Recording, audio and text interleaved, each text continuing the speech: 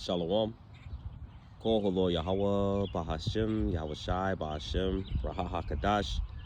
Double honors to the apostles and elders of Great Millstone. Peace and salutations to the hopeful elect scattered throughout the four corners of the globe. My name's Barad DeBall, coming to you from the GMS campus, Indianapolis. And to all those listening and learning, to you, I say Shalom. Especially to you so-called blacks, Hispanics, and Native Indians that make up the 12 tribes of Israel. Today is just going to go through just a thought in Matthew's 11, chapter 28, and chapter 11, verses 28 through 30. And hopefully it would be edifying and uplifting into the body. So let's get right into it. It's the book of Matthew, chapter 11, verse 28. It says, "Come unto me, all ye that are labored and heavy laden, and I will give thee rest." So it says, "Take my yoke upon you and learn of me, for I am meek and lowly in heart, and ye shall find rest for your souls."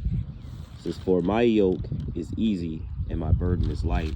So Yahweh B'Hashem Yahweh Shai, of course, these are the elect, which would come unto Yahweh B'Hashem Yahweh Shai, those that are heavy laden, whether it be just falling into, just the work, the toil, the sin, the iniquity that is upon the earth. Okay, he says in the scriptures, it says, "Rise ye and depart, for this is not your rest."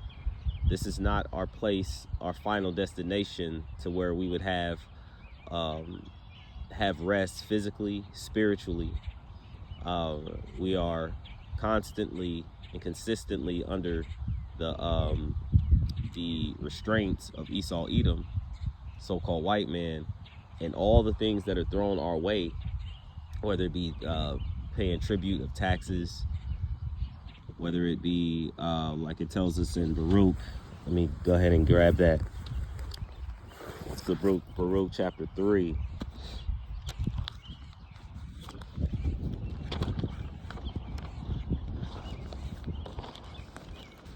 Baruch chapter 3, verse 8. It says, "Behold, ye are yet this day in your captivity, where thou hast scattered us for a reproach and a curse, and to be subject to repayments, according to all of the iniquities of our fathers, which departed from Yahweh B'Hashem Yahweh Shai." So part of this is because we transgress the ways of the Heavenly Father.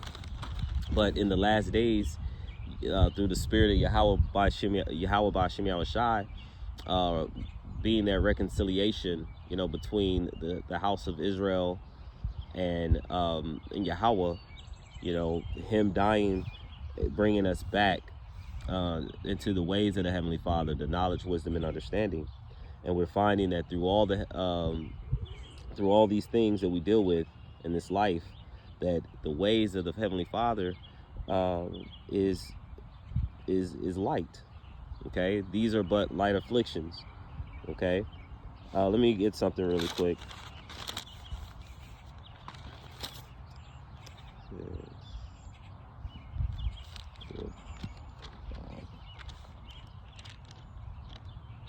It's the book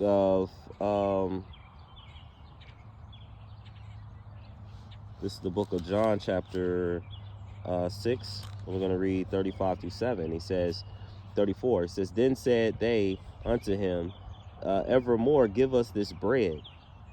And Yahweh Shai said unto them, I am the bread of life. That he says, he that cometh to me shall never hunger. He that believeth on me shall never thirst. But I say unto you that ye also have seen me and believe not." So of course he's talking amongst the people that were believers and unbelievers. And I'm gonna read further. He says, so we know that when we come unto Yahweh B'Hashem Yahweh Shai, we're going to receive, again, we say, "Give us this day our daily bread." So we're receiving our daily bread, but then this is going to lead into the kingdom. You know, you say you would never thirst. We understand that the bread and the water deals with the word.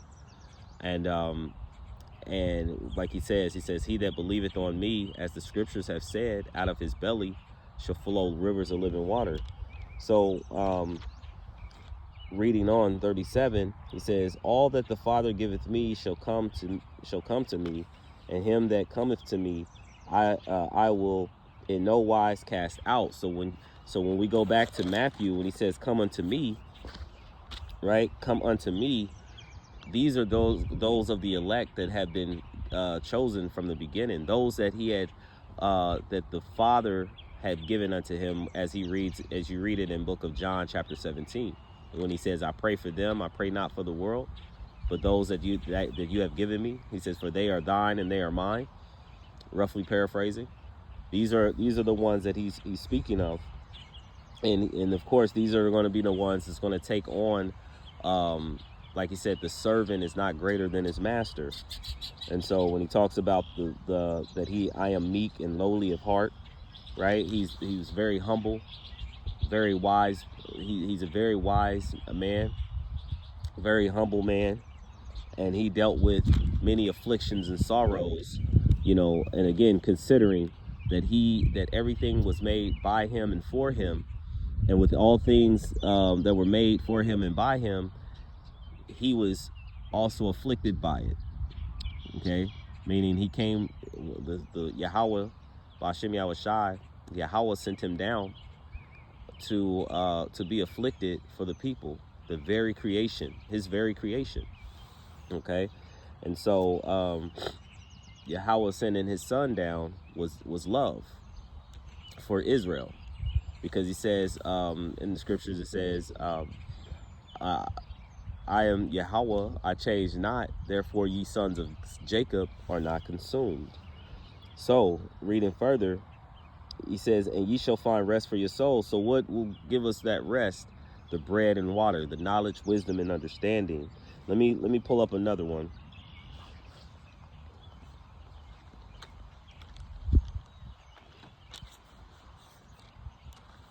Let's see if this one works for us too.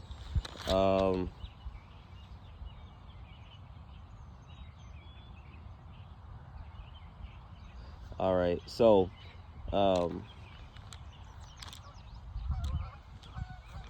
here's one. Okay, so he says,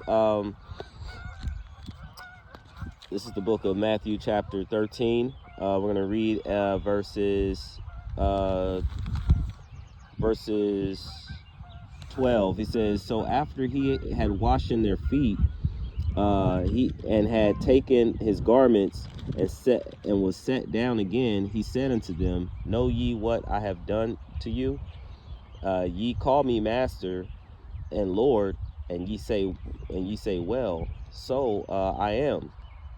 If I then, your Lord and master, have washed your feet, ye also ought to do one another. So he's just showing you that when the scriptures talk about the greater thy are, the more humble you should be.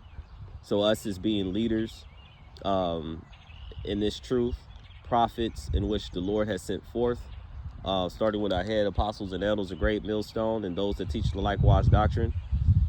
The greater we have become in this knowledge, we are to then wash the feet of our brothers and sisters.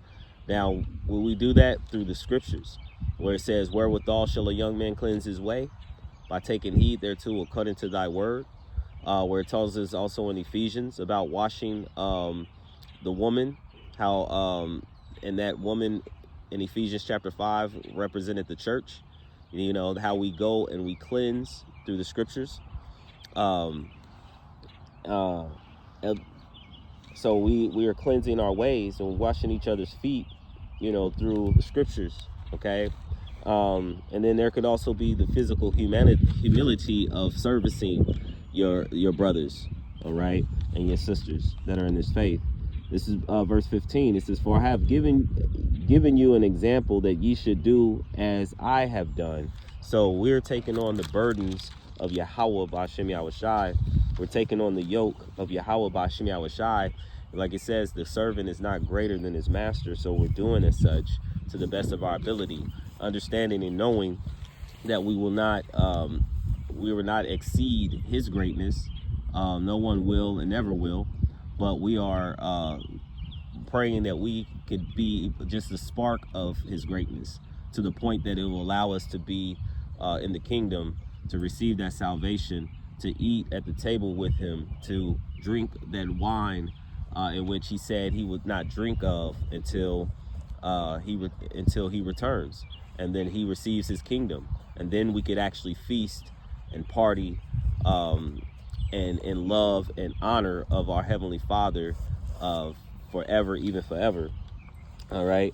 So he says, going back to Matthew chapter 11, verse 30, it says, "For my yoke is easy and my burden is light," because the things that we're going through are but light afflictions on this side.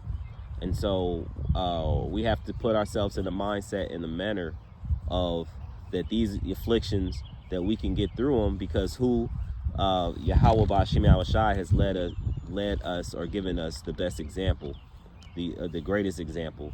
He was the chief cornerstone, the first block that was placed to build the foundation, which is now the house of Israel, and elect house of David. So I will end there, and I hope the lesson is edifying into the body. Before I end, I'd like to give all praise, honor, and glory to Yahweh Bahashem, Yahushai Bahashem, Raha HaKadash. Double honors to the apostles and elders of Great Millstone. Peace and salutations to the hopefully elect scattered throughout the four corners of the globe, and to all those listening and learning. To you, I say, Shalom.